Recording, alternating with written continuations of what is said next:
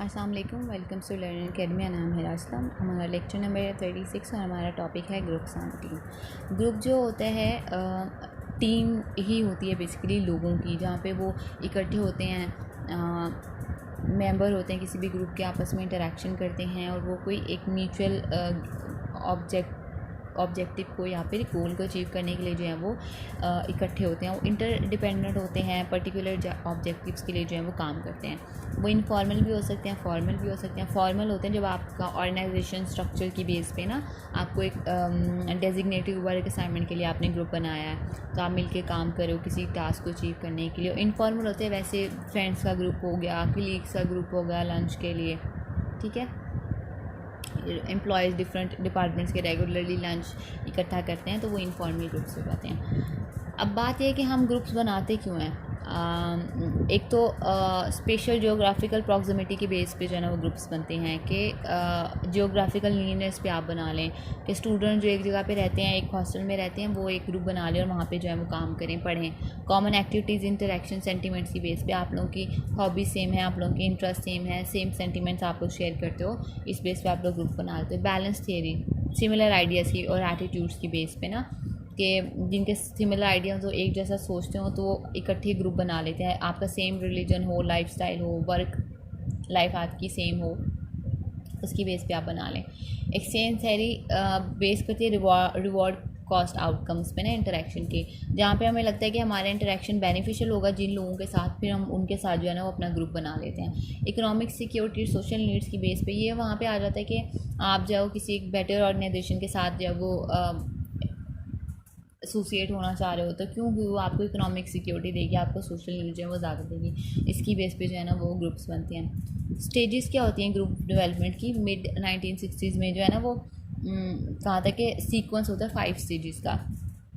Forming होती है, storming होती है, नॉर्मिंग, परफॉर्मिंग एंड एडजर्निंग। फॉर्मिंग होती है, फर्स्ट स्टेप है जहाँ पे अनसर्टेनिटी होती है ग्रुप के पर्पस के बारे में, बिल्कुल इनिशियल स्टेज होती है ना, कोई स्ट्रक्चर नहीं होता, लीडरशिप नहीं होती, बस मेंबर्स इकट्ठे तो हो जाते हैं लेकिन और उन्हें पता नहीं होता उन्होंने करना क्या है, ठीक है।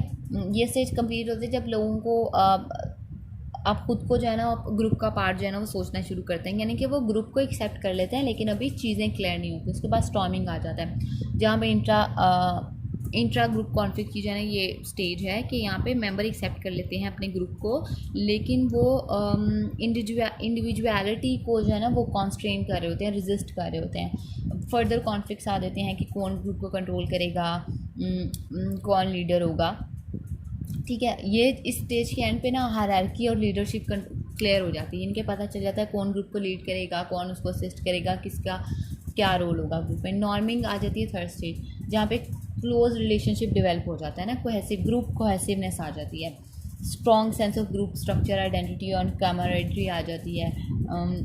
इस ग्रुप के इस स्टेज के एंड पे क्या हो जाता है, सॉलिडिफाई हो जाता है आपका स्ट्रक्चर और आप सिमुलेट हो जाते हो ना, कॉमन सेट ऑफ एक्सपेक्टेशंस हो जाती हैं आप लोगों की। उसके बाद नेक्स्ट स्टेज आती है परफॉर्मिंग, फोर्थ स्टेज है, यहाँ पे जो है वो फुली फंक्शनल हो जाता है आपका स्ट्रक्चर, एक्सेप्टेड होता है, ग्रुप एनर्जी जो है वो मूव करना शुरू कर देती है, आप टास्क पे काम करना शुरू कर देते हो, परफॉर्मेंस परमानेंट वर्क ग्रुप बन जाते हैं, ठीक है। आप लोगों के टेम्प्रेरी कमेटीज़ या team task force similar group भी जो है ना वो होते हैं इसमें।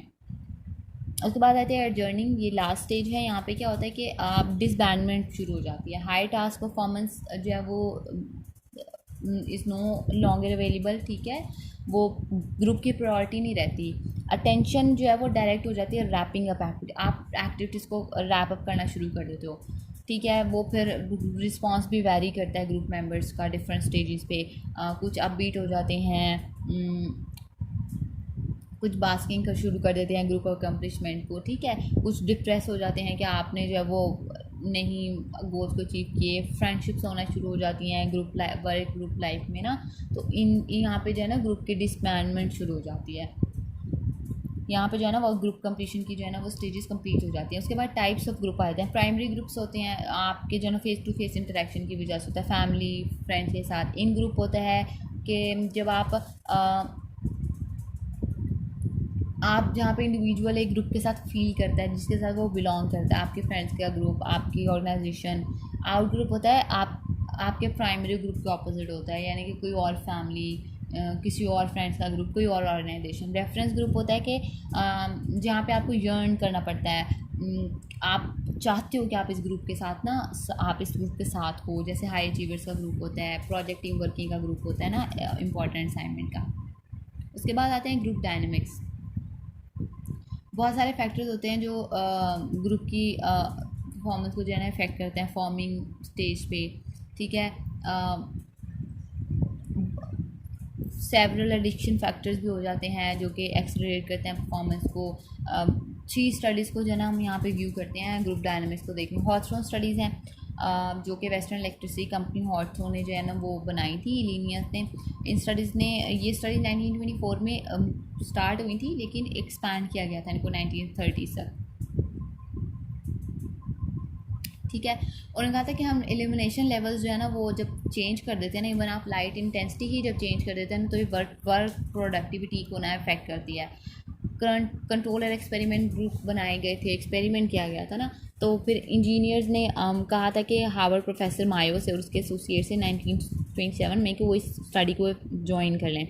मायो ने कंक्लूड किया था कि बिहेवियर और जो सेंटिमेंट्स होते हैं ना वो क्लोजली रिलेटेड होते हैं, ठीक है, और ग्रुप इन्फ्लुएंस करता है सिग्निफिकेंटली इंडिविजुअल बिहेवियर्स को। ग्रुप स्टैंडर्ड्स जो है ना वो इंडिविजुअल वर्क आउटपुट और इफेक्ट करते हैं, और मनी जो है ना वो लेसर फैक्टर है, यानी कि वो आउटपुट को डिटर्मिन नहीं करता, बल्कि जो ग्रुप होता है ना वो इन्फ्लुएंस करता है। ग्रुप स्टैंडर्ड, सेंटिमेंट, सिक्योरिटी को मनी इफेक्ट नहीं करती। इस कंक्लूजन ने लीड किया था न्यू एम्फेसिस की तरफ कि ह्यूमन फैक्टर जो है ना वो ज़्यादा इंपॉर्टेंट है ऑर्गेनाइजेशन में और अटेनमेंट ऑफ गोल्स में, रादर देन फाइनेंशियल साइड। अच्छा, इतना कोई उन्होंने क्लियरली नहीं बताया हुआ कि एग्जैक्टली व्हाट्स उन स्टडीज़ में क्या था, बस वो कंक्लूजन दिया था कि इन स्टडीज़ की वजह से ह्यूमन फैक्टर पे फोकस करना शुरू किया था। स्टैनले की स्टडी आ जाती है, उसने रिलेशनशिप बताया था कोहेसिवनेस, इंडक्शन और प्रोडक्टिविटी के बीच में। कोहेसिवनेस को हम डिवाइड करते हैं कि आपकी जो है वो रिजल्टेंट फोर्स होती है acting on members in a group. Induction जो है वो सुपरविजन है, ये रेफर करती है कि how group members are induced.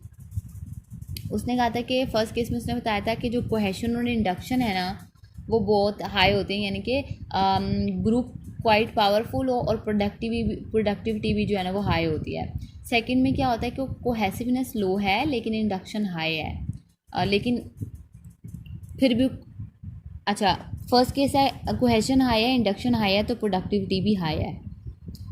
Cohesion लो है लेकिन इंडक्शन हाई है तो प्रोडक्टिविटी हाई होगी। इंडक्शन हमने पढ़ा है ना कि क्या होती है,